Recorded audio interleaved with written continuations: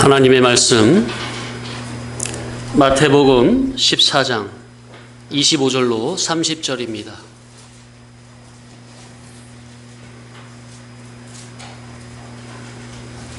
다 같이 합독하십니다.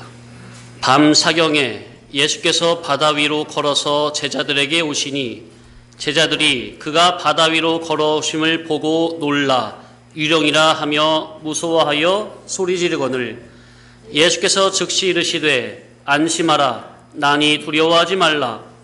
베드로가 대답하여 이르되 주여 만일 주님이시여든 나를 명하사 물 위로 오라 하소서 하니 오라 하시니 베드로가 배에서 내려 물 위로 걸어서 예수께로 가되 바람을 보고 무서워 빠져가는지라 소리질러 이르되 주여 나를 구원하소서 하니. 오늘 그리스도의 본능은 생명 15번째 시간으로 오늘 결론을 맺고자 합니다. 자, 지난주에 죄에 대해 말씀을 드리면서 세상 사람들이 보는 죄의 개념과 하나님 앞에서 기독자가 보는 죄의 개념은 전혀 달라야 한다고 말씀을 드렸죠. 세상 이방 사람들은 하나님 앞에서의 죄는 아예 알지 못할 뿐만 아니라 전혀 감지도 못합니다. 왜 그렇죠? 인간의 주격적 생명인 영의 생명이 죽어서 영적인 일은 감각을 할 수도 없을 뿐만 아니라 하나님의 바른 진리의 말씀으로 교훈을 받지 못했기 때문에 영적인 면에 대해서는 전혀 무지한 영구입니다. 자, 성경에서 하나님께서 보시는 가장 큰 죄는 무엇이라 말씀드렸죠? 따라합시다. 인간 창조의 목적에서 빗나간 죄. 하나님께서 우리를 인간으로 창조한 분명한 목적이 있다고 그랬죠? 그 창조의 목적이 있는데 그 창조의 목적을 모르고 그 창조의 목적에서 빗나간 그 모든 삶이 전부 다 죄라. 첫사람 아담의 원죄에 모든 인류가 동참이 되어서 모든 사람은 날 때부터 사탄 마귀의 종된 우리를 아버지 하나님께서는 당신의 맏아들 예수 그리스도에게 우리의 모든 죄를 전가시켜 십자가상에서 예수 당신의 피를 뿌려 죽이심으로 하나님의 자녀요 천국 백성 삼아주신 그 크신 은혜에 각골난망하여 천국을 나의 본향으로 여기고 내가 영원히 누릴 나의 나라를 실제적으로 누리고 통치할 영능의 실력을 배양하며 분골쇄신 악전고투하여 결초보은 죽어서도 은혜를 잊지 않고 갚아도 모자랄 판에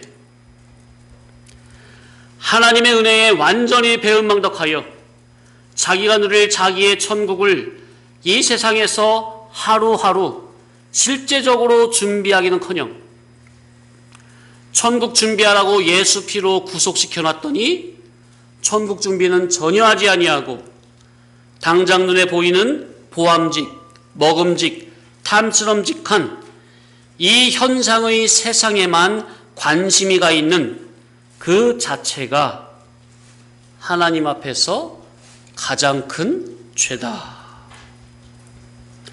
하나님 앞에서 죄가 무엇이냐? 실상을 준비해야 할 하늘나라 천국 백성이 실상은 준비하지 않고 임시 세상 현상만 바라보고 정신 팔려 있는 그 자체가 하나님 앞에서 큰 죄라. 천국 준비하라고 조물주 하나님 당신의 맏아들을 나 대신 대속의 죽음으로 죽게 하심으로 당신의 아들로 천국 백성 삼아놨더니 말할 수 없는 그 크신 은혜를 받은 당신의 백성들이 그 은혜에 보답하며 자기가 누릴 자기의 천국을 준비하며 아버지의 마음을 기쁘시게 해드리기는커녕 잠시 잠깐 이 나그네 세상에 정신 팔려서 바람 불면 날아가고 불에 타져지고 시간이 지나면 썩어 없어져 버릴 이 임시 물질 세상이라는 우상을 위해서, 이 세상이 뭐라고요? 우상. 이 우상을 위해서 자기의 전 일생을 불태우는 그 자체가 하나님 앞에서 창조의 목적에서 빗나간 가장 근본적인 죄라는 사실. 한마디로 말하면 천국 목적이 아니라 이 세상 목적으로 살아가는 그 자체가 다 뭐라고요? 죄라는 거. 죄라는 거. 이방 불신 세상의 모든 사람들이 전부는 세상을 위한 목적으로 살지 천국을 위한 목적으로 사는 사람이 어디 있습니까? 또한 예수 피로 영이 중생이 된 기독자라 할지라도 천국은 그저 나중에 죽으면 들어갈 곳 그 정도로만 여기지, 정말 날마다 하루하루 천국을 준비해야 한다는 깨어있는 산 정신으로 진리와 영감의 인도를 받으며 이 세상을 구원의 재료로 활용하여 실제적으로 천국을 준비하는 진리 진실의 성도가 얼마나 되겠습니까? 이 큰 죄, 곧 인간 창조의 목적에서 빗나간 이 큰 죄는 오늘날 교회들이 잘 생각을 못하는 이것이 큰 병이요 큰 죄라. 교회들이 영적 소경이라. 저와 여러분은 항상 나라는 어떤 존재인지, 나라는 나는 누구 앞에서 나라는 존재의 가치가 있는 것인지, 이러한 근본적이고 근원적인 질문을 늘 던져야만 하는 존재입니다. 그럴 때 이러한 근본적인 물음을 늘 하나님 앞에 던질 때 하나님 앞에서의 그 자기의 존재 가치가 있는 거예요. 내가 인간으로 창조된 근본 원인에 대해서 이 세상에 잠시 잠깐 살아가는 그 존재의 이유와 목적에 대해서 끊임없이 질문을 던지며 성경에서 그 답을 바르게 알려주는 올바른 교회에서 진리의 교훈을 듣고 배우며 내가 인간으로 창조된 그 인간 창조의 목적대로 천국을 준비하며 사는 그것이 하나님 앞에서 지혜로운 성도의 자세인 줄 깨달으시기 바랍니다. 자, 우리가 오늘 읽은 본문, 갈릴리 바다 위를 걷는 예수님과 그 예수님을 바라보고 갈 때는 바다 위를 잠시 걷더니 바람과 파도를 보는 순간 그만 두려움이 몰려와서 물속에 빠져들어가는 베드로. 이 장면을 통해서 우리가 그동안 상고한 예수 그리스도의 본능인 생명에 대해 지난주에 적용을 했었죠. 따라합시다. 예수 그리스도의 본능은 생명.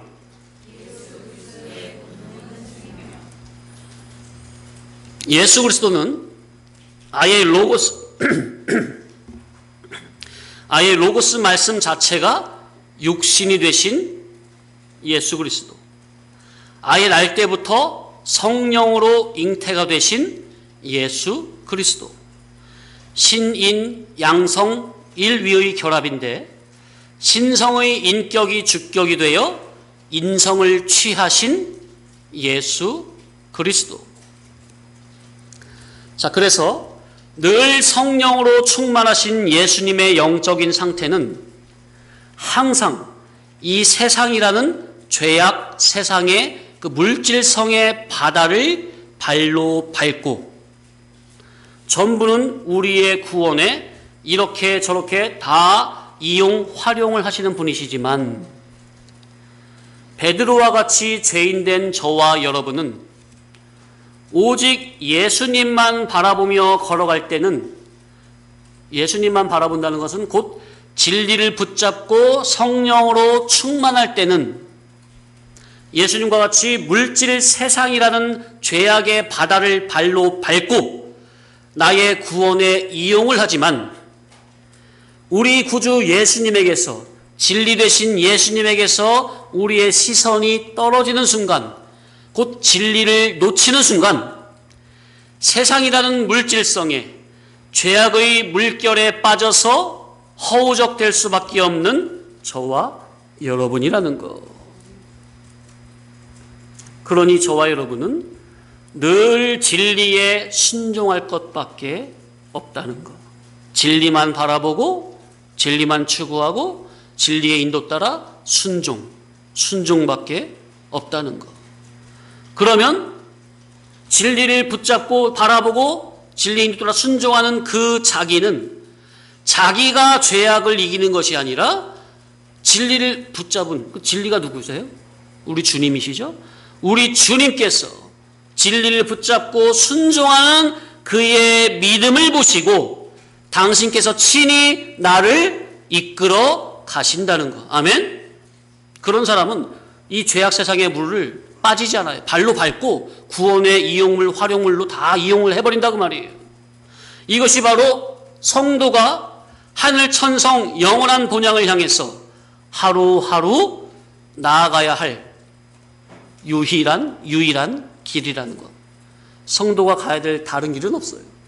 오직 예수만 바라보고 진리만 붙잡고 진리의 인도 따라 순종. 그것이 저와 여러분이 가야 할 진리길, 생명길, 좁은 길. 아멘? 왜 좁은 길입니까? 이 길은 많은 사람들이 가는 길이 아니에요.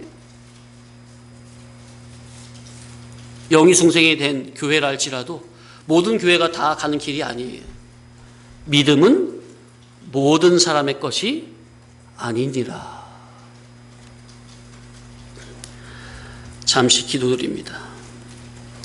주여, 미련하고 부족한 저희를 진리의 영으로 감동시켜 주시사 저희에게 허락하신 그 크신 영광의 세계에 도달하기까지 오직 진리로 나를 쳐서 복종시키며 오직 진리를 붙잡고 순종하는 그 거룩한 믿음을 저희에게 허락하여 주옵소서.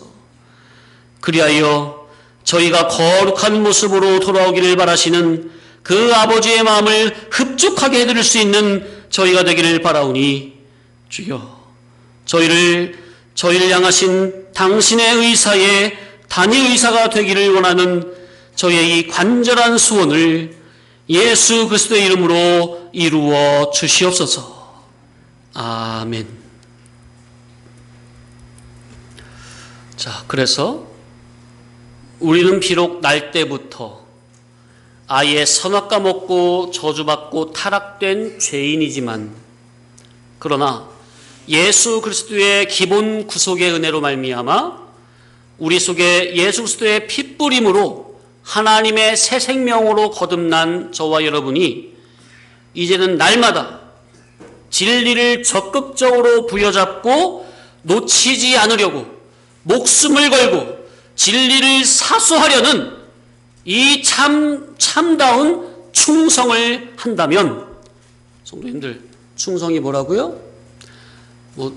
어떻게 주를 위해서 열심 충성 봉사로 하는 충성이 먼저예요? 아니면은 진리의 말씀을 부여잡고 목숨을 각오하고 끝까지 진리 말씀을 붙잡은 그것을 놓지 않는 그것이 진짜 충성이라고요?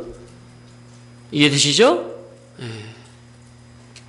그 충성을 한다면 그 성도가 진리를 붙잡은 그 마음을 보시고 그 믿음을 보시고 위로부터 성령님께서 직접 그 성도의 심령에 감화 감동으로 충만하게 기름 부음의 역사로 안수를 해주시는 것이요. 아멘.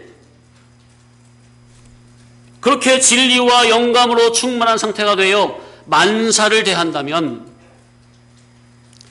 그는 만사에서 죄와 사망을 정복하고 사탄 마귀의 유혹, 미혹을 간파하여 이기고 자기 속에서부터 올라오는 육신의 정욕, 육신의 생각을 분별해내어 진리를 주격으로 하는 그의 모든 언행 심사 전부는 다 하나님 앞에 상달이 되는 새 생명의 삶이 된다는 것을 믿으시고 정말 늘 성령으로 충만한 우리가 되어지기를 간절히 사모하면서 항상 진리를 붙잡고 놓지 않는 이 충성을 하시는 저와 여러분 되시기를 예수님 이름으로 간절히 축원합니다. 잠시 찬양 드립니다. 앉아 계세요. 찬송가 586장.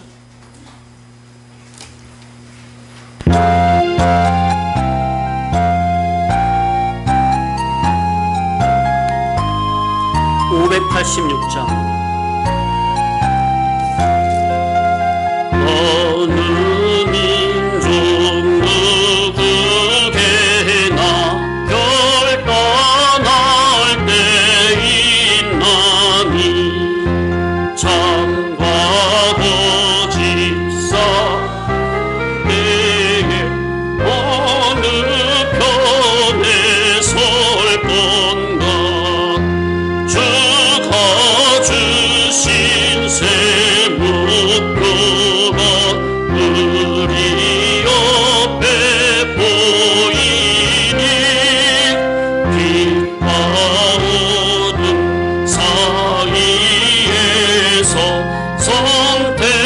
선택하며 설리라 부상하고 아름답다 진리 편에 서는 일 진리 위해 억압받고 명예 이기로구 비겁한 자 물러서 나 용감한 자 굳세게 낙심한 자 돌아오는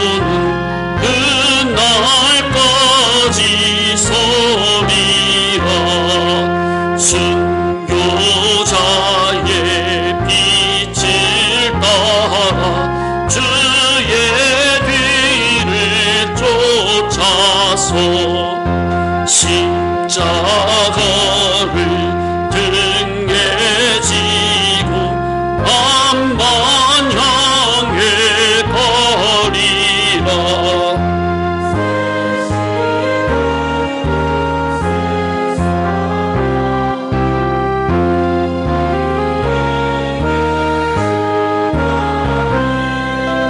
진리 따라 사는 자는 전진하리 언제나 아비 비록 성하여도 진리 더욱 강하다 진리 따라 살아갈 때 어려움도 당하리 우리 가는 그 앞길에 모든 장막 엎쳐도 하나님이 함께 계셔 항상 지켜주시니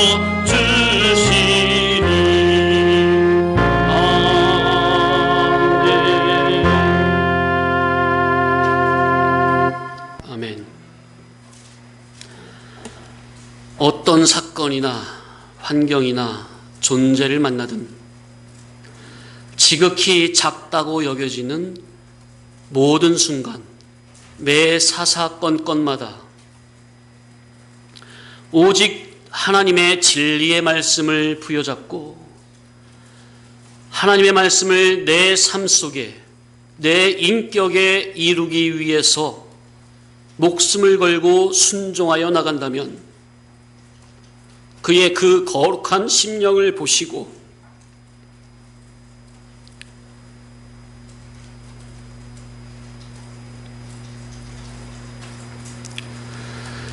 성령님께서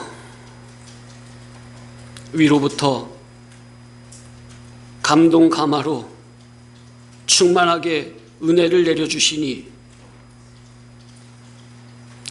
이렇게 진리 충만으로 성령이 충만한 상태가 된다면 우리도 부분적이나마 예수님과 같은 참 생명적 능력의 삶을 살아갈 수가 있다는 것을 믿으시고 온전히 진리와 영감의 인도에 순종하시기를 간절히 바랍니다. 이것이 복음입니다. 천국 복음입니다. 이 진리의 복음을 그대로 믿음으로 받아들이고 순종하는 자는 그렇게 될지어다. 아멘.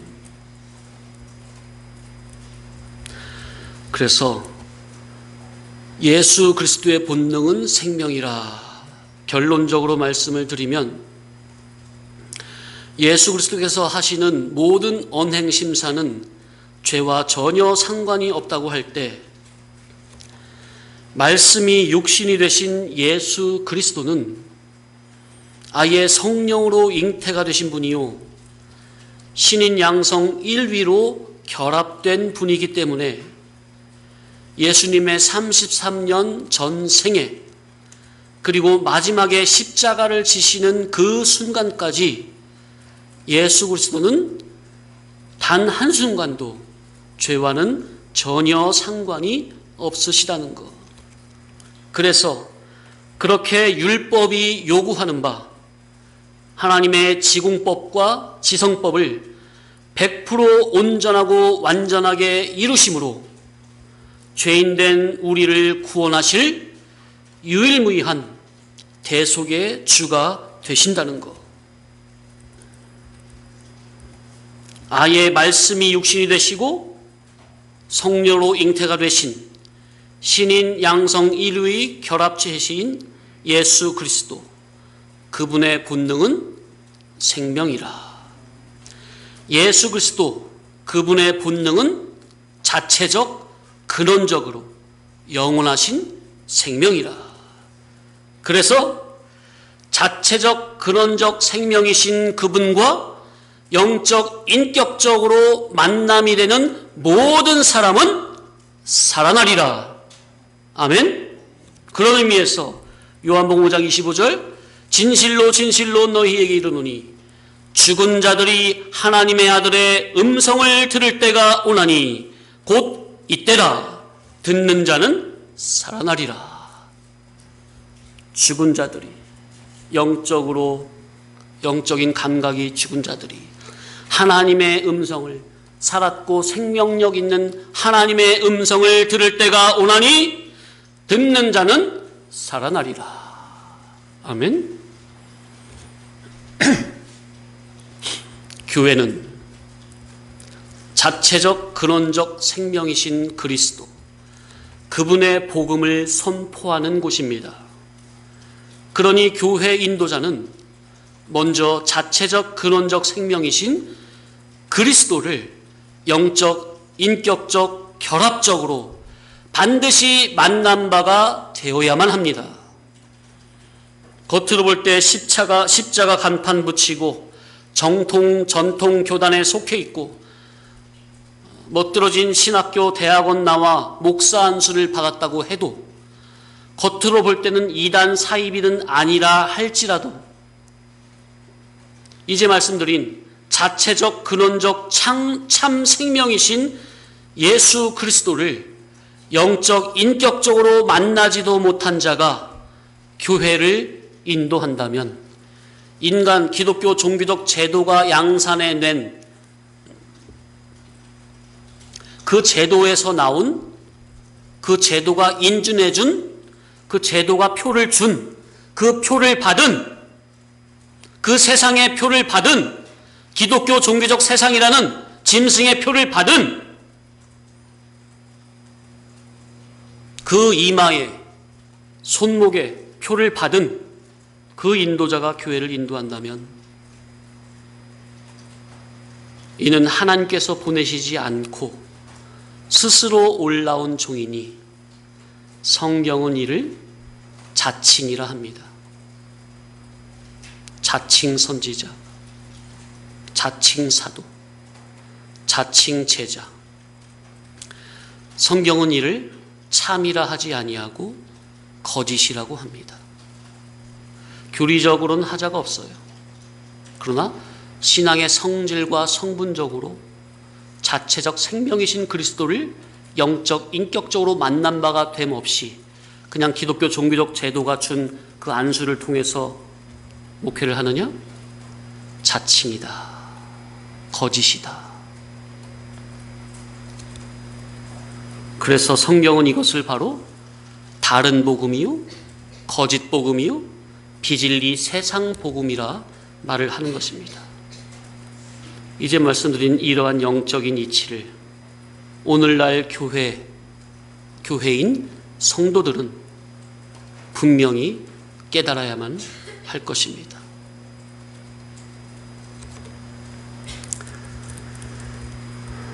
마지막으로 예수 그리스도 당신은 아예 말씀이 육신이 되시고 성령으로 잉태가 되시고 신인 양성 인류의 결합체라.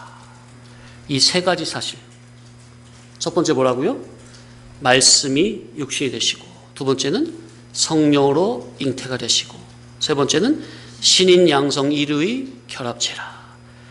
이 세 가지 사실을 깊이 묵상할 줄 안다면 우리의 신앙에 많은 유익이 있다는 것을 말씀드리며, 그리스도의 본능은 생명이라 에 대해서는 15주 만에 말씀을 맺습니다.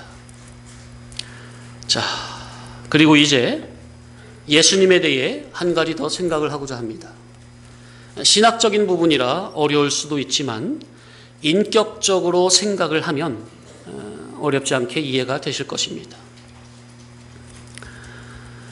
신인 양성 인류의 결합으로 이 세상에 오셔서 33년 동안 참 하나님이요 참 사람으로 사신 예수 그리스도께서는 33년 동안 오직 참 사람으로서 구원의 길을 다 닦으셨습니다.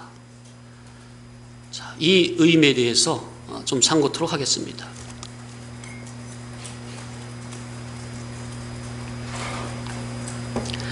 참 사람으로서 구원의 길을 닦으셨다는 말에는,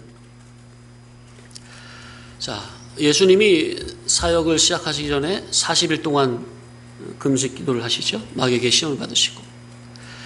자, 예수님이 40일 금식 기도를 하시고 배가 줄이실 때 신성의 능력을 써서 배고픔을 안 느끼게 하실 수도 있는 겁니까? 만능의 능력인 예수님이? 그러나 그렇게 하셨어요? 안 하셨어요? 그렇게 안 하셨어요. 그렇게 안 하시고 신성과 인성이 일위, 일인격인데 신성의 인격이 주격이 된 속에서 일인격을 그 참 사람으로서 다 담당하셨다는 말입니다. 자, 그런 식으로 33년 전체를 참 사람으로서 다 감내하시고 담당하시면서 저와 여러분의 구원의 길을 다 닦으신 거다, 그 말이에요. 자, 예수님께서 마지막에 십자가에 달리실 때도 신성을 써서, 신성의 능력을 써서 인간으로서 최고조로 느낄 수 있는 그 십자가의 고통을 안 느끼고 못 느끼게 하실 수도 있는 거죠. 얼마든지. 그러나 그러한 장면에서도 신성은 전혀 쓰지 않으시고 순수 인성으로서 십자가를 온전히 감내하셨습니다. 물론 이 말의 의미가 무엇인지는 제가 자세히 설명을 드렸어요. 몇 달 전에. 자, 십자가는 분명히 신인 양성 일위의 결합체로 지신 겁니다. 신인 양성 1이라고 할 때 그 전제는 신성 따로 인성 따로가 아니라 신성의 인격이 주격이 되어 인성을 취하신, 그래서 신성과 인성이 2인격이 아니라 1인격이에요. 신성과 인성이 1위란 말은 1인격. 그런데 어떤 인격이 주격? 신성의 인격이 주격. 예수님은 신성과 인성이 33년 동안 단 한 번도 분리되신 적이 없으십니다. 아예 1인격이에요. 1인격이 어떻게 분리가 돼요? 자, 그런데 신성의 인격이 주격이 되셨다. 자, 그렇지만 그런 십자가와 같은 그런 고난을 당하실 때 뭐는 전혀 안 쓰셨다? 신성의 능력은 전혀 쓰지 않으셨다는 거. 순전히 인성으로, 인간의 그런 몸으로 인간의 그런 고통을 다 감내하셨다는 거. 자, 신성의 능력을 쓰시지 않았지만 십자가를 지시는 그 순간에도 예수님은 뭐가 주격이 되어서 십자가를 지셨다고요? 신성의 인격이 주격이 되어서 십자가를 지셨다는 거. 이 말의 의미를 잘 이해해야 돼요. 신성이 주격이 돼가지고 십자가를 졌지만 뭐는 쓰지 않았다? 신성의 능력은 쓰지 않았다. 이에 대해 자세한 설명을 드립니다. 좀 어려우세요? 제가 몇 달 전에 많이 말씀을 드렸었죠. 자, 성육신 예수님은 신인 양성이 1인격이에요. 신성, 인성, 그것이, 그 양성이 1인격. 그런데 십자가를 지시는 그 순간에도 신성의 인격이 주격이 된 1인격이라는 말의 의미가 있어요. 왜 십자가를 지신 그 순간에도 인성이 주격이 아니라 왜 신성의 인격이 왜 주격이 되어야 되느냐? 그 의미가 있다, 뜻이 있다고요. 그 의미는 신성, 곧 성령님이 주격이 된 제물이라야 온전한 제물이 된다는 겁니다. 그러니까 하나님 앞에 제사를 드릴 때 어린 양과 같이 흠과 티가 하나도 없으신 무흠하시고 완전 무결하신 온전하고 완전한 제물이 되려면 성령님이 주격이 된 제물이라야, 신성의 인격이 주격이 된 1인격의 제물이라야 하나님의 절대 공의로운 지공법 앞에서 조금도 흠과 티가 없이 죄인된 나를 위한 완전하고도 온전한 대속의 제물이 되어 드려짐이 되는 것입니다. 자, 이거를 쉽게 우리 인간의 입장으로 생각을 해보겠습니다. 자, 저와 여러분이 하나님 앞에 예배를 드릴 때 육신의 생각이 주격이 되어야 합니까? 영의 생각이 주격이 되어야 합니까? 어느 생각으로 드려야 하나님께 온전히 연락이 되겠느냐 하는 겁니다. 그와 마찬가지다 그 말이에요. 자, 그러면 또 반문이 생길 수 있죠? 목사님, 예수님의 인격에도 죄는 없으시잖아요. 물론 그렇죠. 예수님의 인성에도 죄는 없죠. 예수님의 인성은 죄인된 우리처럼 예수님의 인성에는 죄성은 전혀 없으세요. 그렇지만 예수님께서는 아예 신성의 인격이 주격이 되어서 인성의 인격을 취하신 분이라는 것을 아예 성육신으로 오실 때, 말씀이 육신에 이 세상에 오실 때 자체가 아예 신성이 인성을 취하신 거예요. 신성이 주격이 돼서 인성을 취하신 거라고요. 그 분이라는 것을 우리가 이해를 한다면, 자, 그래서 하나님의 절대 지공법에 온전히 합당한 제물이 되려면 어떤 인격이 주격이 되어야 된다고요? 신성의 인격이 주격이 되어야 한다. 영적인 이치가 그래요. 영적인 이치가. 예수님은 만능의 능력자이기 때문에 당신 마음대로 하셔도 되겠지가 아니에요. 절대 공의로운 그 영적인 이치대로, 법칙대로 예수 당신도 그대로 이루시는 분이다 그 말이에요. 자, 예수님은 신성과 인성이 1인격이기 때문에 신성과 인성을 따로따로 생각을 하면 된다 안 된다? 안 됩니다. 신성, 인성, 그 양성이 1인격이에요.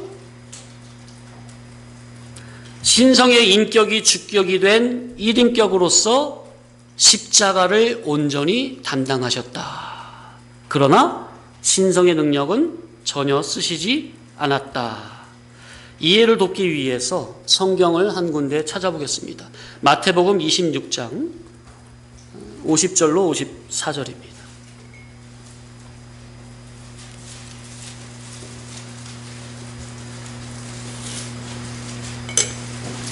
마태복음 26장 50절로 54절.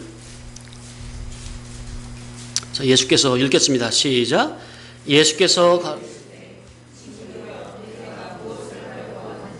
행하라 하신대 이에 저희가 나와 예수께 손을 대어 잡는지라. 예수와 함께 있던 자 중에 하나가 손을 펴 검을 빼어 대제사장의 종을 쳐 그 귀를 떨어뜨리니 이에 예수께서 이르시되 내 검을 도로 집에 꽂으라. 다 칼로 망하느니라. 너는 내가 내 아버지께 구하여 지금 12영 더 되는 천사를 보내시게 할 수 없는 줄로 아느냐. 내가 만일 그렇게 하면 이런 일이 있으리라 한 성경이 어떻게 이루어지리요 하시더라. 예, 제가 개역 한글로 찾았네요. 자, 여기 보니까 지금 가룟 유다가 지금 배신을 해가지고 대제사장을 데리고 그 종들이 예수님을 잡으러 왔잖아요. 칼과 몽치를 가지고, 그죠? 그러니까 이제 대제사장의 종인 하나님 말고가 칼을 예수님 잡으려고 하니까 누가? 예수님의 수제자 베드로가 칼을 빼가지고 말구의 귀를 잘라버리죠. 그러니까 예수님이 이제 그걸 다시 붙여주시면서 뭐라고 말씀하세요? 예, 검을 도로 집에 꽂으라. 칼로 흥한 자는 칼로 망하리라 그랬어요. 예. 그리고 53절에 뭐래요? 너는 내가 내 아버지께 구하여 지금 12군단 더 되는 천사를 보내시게 할 수 없는 줄로 하느냐. 예수님이 신성을 쓸 수 있어요, 없어요? 예수님의 능력이 있는 분이에요. 그런데 54절에 내가 만일 그렇게 하면 이런 일이 있으리라 한 성경이 어떻게 이루어지리요. 신성의 능력을 쓰실 수 있으시지만 안 쓰신다는 거예요. 신성의 능력을 써버리면 뭐가 안 돼버려요? 저와 여러분의 구원이 안 돼버려요. 자, 여기서 잠시 대속의 원리에 대해서 생각을 해보겠습니다. 대속, 남의 죄를 대신해서 당하거나 대신 속죄함, 그런 뜻이죠. 자, 죄인된 인간 우리를 위해서 하나님 앞에 온전한 대속의 제물이 되려면 반드시 두 가지 전제가 충족이 되어야 합니다. 대속 제물의 전제 조건이 두 가지가 반드시 충족돼야 돼요. 첫째, 누가 죄를 지었죠? 개가 죄를 지었어요? 돼지가 죄를 지었어요? 사람이 죄를 지었어요. 예. 사람이 죄를 지었으니 그 사람을 위한 대속이 되려면 다른 짐승이나 다른 피조물이 아닌 사람이 죄를 속해야 합니다. 두 번째, 사람이 죄를 지어 죄인이 됐으니 그 죄인을 위한 대속이 되려면 같은 죄인으로서는 안 되고 완전한 의인이라야 죄가 속해지는 겁니다. 이해되시죠? 자, 그래서 성육신 예수 그리스도, 우리를 위한 대속제물로 오신 성육신 예수 그리스도는 완전한 뭐요? 사람이십니까? 죄가 하나도 없으신 완전한 의인이십니까? 예, 완전한 사람인 동시에 완전한 의인이시다. 그래서 완전한 하나님이요 완전한 사람이신 예수 그리스도께서 십자가를 지시는 그 순간에 신인 양성 일위의 결합체이신 그리스도께서 신성의 인격이 주격이 되어 대속제물로 돌아가시는데, 사람이 죄를 지어서 사람을 대신하는 대속제물이기 때문에 신성의 능력을 쓰면은 대속이 돼야 한대요. 대속이 안 되는 거예요.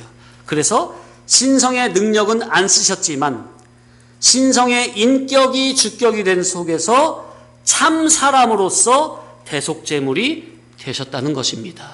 아멘? 이해되시죠? 예, 이거 참 어려운 건데 우리 성도님들 잘 따라오시네요. 여기서 다시 잠깐 이해를 돕기 위해 또 잠깐 부연을 해야 될 부분이 있어요. 대속제물의 전제 조건, 그거에 대해서 좀 더 자세하게 부연을 드리면은, 자, 인간을 위한 대속제물이 되려면 죄인된 사람을 누구와 연결시켜야 되죠? 그 중보자가 죄인된 사람을 누구와 연결시켜야 구원이 되는 거예요? 하나님과 연결시켜야 되죠. 예? 자, 죄인은 여기 땅에 있어요. 하나님은 위에 계세요. 그 중간에 중보자가 죄인된 인간과 위에 계신 하나님을 이으려면 죄인된 사람을 하나님과 연결시키려니 중보자는 반드시 누구라 해야 돼요? 예? 죄인된 인간을 신이신 하나님과 연결시키자니 중보자는 반드시 누구라야만 돼요? 예, 하나님이라야만 돼요. 신이라야만 돼요. 왜? 하나님과 연결시키려니까. 죄인된 인간이 어떻게 하나님과 연결시켜요? 신이신 하나님과 연결시키려면 반드시 중보자가 누구라야 돼요? 신이라야 돼요. 하나님이라야 돼요. 또한 사람이 죄를 지어 그 사람 대신에 죄값을 치러야 하니 중보자는 반드시 또 누구라야 돼요? 예? 사람이라야 되는 거예요. 사람이라야. 왜? 사람이 죄를 지어 그 사람 대신에 죄값을 치러야 되니까 중보자는 반드시 사람이라야 되는 거예요. 그래서 성육신 예수 그리스도는 참 하나님이요 참 사람이셔야 죄인을 위한 대속제물이 되신다는 겁니다. 아멘? 어떻게 이치적으로 잘 깨달음이 되십니까? 그래서 성육신 예수 그리스도는 참 하나님이요 참 사람이시라. 아멘? 예, 이게 그냥이 아니에요. 그냥 뭐 무대뽀가 아니라고요. 절대 정확한 영적 이치에 의해서 하나님께서 그렇게 하신 거예요. 그러니까 이제 말씀드린 이러한 신학적이고 교리적인 이치지만 이러한 영적인 이치를 가만히 생각해 보세요. 이야, 우리를 구원하시려는 아버지 하나님께서 어쩌면 이렇게 절대 정확한 영적인 이치에 의해서 우리를 구원해 내시는 것인지. 아까도 말씀드렸지만 하나님 당신은 만능의 능력자시기 때문에 못하실 게 없잖아요. 그죠? 그냥 당신의 말씀 한마디면 끝날 수도 있잖아요. 굳이 뭐 이렇게 뭘 복잡하게, 구원의 서정이 왜 이렇게 복잡해. 그냥 당신의 말씀 한마디로 야 이제부터 모든 죄인들 앞으로 다 구원이야. 당신의 만능의 능력으로 한마디 딱 선포해버리면 될 텐데 절대 공의의 하나님께서는 모든 일을 선택하시고 작정하시고 예정하시고 계획하신 대로 창조하시고 또 창조하신 이후에는 진행하시고 섭리하시고 통치하시는 그 모든 구원의 서정, 그 역사를 절대 공의로운 영적인 법칙대로, 영적인 법칙에 의해서 저와 여러분의 구원 사역을 진행시켜 가신다는 겁니다. 야, 하나님 당신께서 아예 당신의 진리법, 생명법, 구원의 법칙대로, 그 법칙대로 예정하시고 작정하시고 진행하시고 섭리 통치하시니 그 구원의 법칙, 진리 법칙, 생명의 법칙이 뭐예요? 자, 하나님께서는 아예 당신의 진리법, 생명법, 구원의 법대로 예정하시고 작정하시고 진행하시고 섭리 통치하시는데 그 생명법, 진리법, 구원의 법이 누구냐고요? 따라합시다. 그리스도. 그래서 에베소서 1장 3절에 뭐라고 나와요? 창세 전에 그리스도 안에서 너희를 택하사. 그렇게 나옵니까? 예? 어떻게 이해되시죠? 그러니까 당신의 구원의 대상자인, 그러니까 하나님 당신이 아예 당신 마음대로 하실 수 있는 분이 마음대로 안 하시고 절대 정확한 공의의 법칙대로, 진리법대로, 생명법대로, 곧 그리스도의 그 구원의 법대로만 진행을 하시니 당신의 구원의 대상자인 우리 역시 하나님께서 진행해 가시는 모든 당신의 절대법인 진리법, 생명법, 구원의 법에 절대적으로 맞춰야만 자기에게 영원한 유익이 되는 것이 분명합니까? 이해가 되세요? 제가 지금 말의 존재를 지금 어떻게 잡고 어떻게 끌어가는지 이해가 되시죠? 하나님 당신이 아예 그리스도, 영원전에 그리스도로, 그리스도 안에서, 그리스도를 통해서 우리의 구원을 작정하셨으니 우리도 우리의 삶의 모든 것을 누구로 인해서만? 그리스도로 인해서만 우리의 삶이 진행이 돼야 된다 그 말이에요. 아멘? 쉽게 풀어서 말하면, 야, 그러니 하나님으로부터 이 엄청난 측량할 수 없는 이 아가페를, 진리와 아가페를 한 몸에 받고 있는 이 하나님의 절대 공의로운 진리법, 생명법, 구원의 법을 받고 있는 내가 어찌하랴 그 말이에요. 어떻게 하면 좋겠느냐 그 말이에요.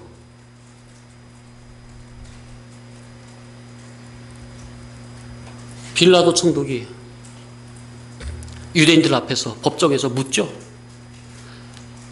바라바와 예수 둘 중에, 야, 내가 이 둘 중에 누구를 너에게 놓아주길 원하느냐?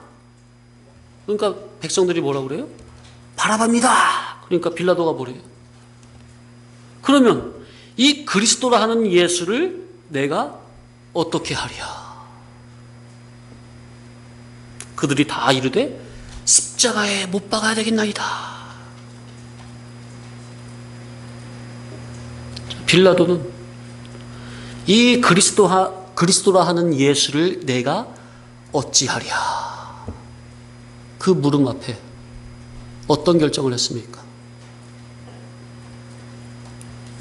그분의 절대 공의로운 진리법을 받은 저와 여러분이 이 예수 그리스도를 어떻게 하랴 그 말이에요. 어찌하랴? 빌라도와 같이 예수 입장에 서면, 예수 편을 들어주면 자기 육신에, 자기 통치에 불이익을 받을까봐 두려워서 악하고 패역한 그들에게 자기의 생명 대신 예수를 넘겨줄 것인지, 그래서 스스로 패망의 길, 영멸의 길을 걸어갈 것인지, 아니면 예수님의 진리법, 생명법, 구원의 법에 자원으로 순종하여 영원한 존영자가 될 것인지. 따라합시다. 이 그리스도라 하는 예수를 내가 어찌하랴? 뭐 이렇게 매가리가 없어요? 다시 한번 따라하세요. 이 그리스도라 하는 예수를 내가 어찌하랴? 성도님들, 우리 성삼위 하나님으로부터 받고 있는 그 아가페를 우리가 잠시 신학적으로 고찰해 봤어요. 그것을 나의 인격적으로 다가와 보세요. 내가 도대체 뭐라고? 하나님께서 그냥 절대 정확한 법칙대로, 진리 이치대로, 생명 이치대로 차근차근 밟아서 나를 대하시느냐 그 말이에요. 그렇다면 나 역시 내 마음대로 하는 게 아니라 당신께서 그렇게 법칙대로 하신 그대로 나도 진리법, 생명법, 구원의 법칙 그대로 순종의 걸음을 걸어가야 그것이 저와 여러분이 영원한 존영자가 되는 길이 아니겠느냐 하는 거예요. 그런데 사사건건마다 우리가 이 그리스도라는 예수를, 나의 구주 예수를 내가 어떻게 대우하느냐 그 말이에요.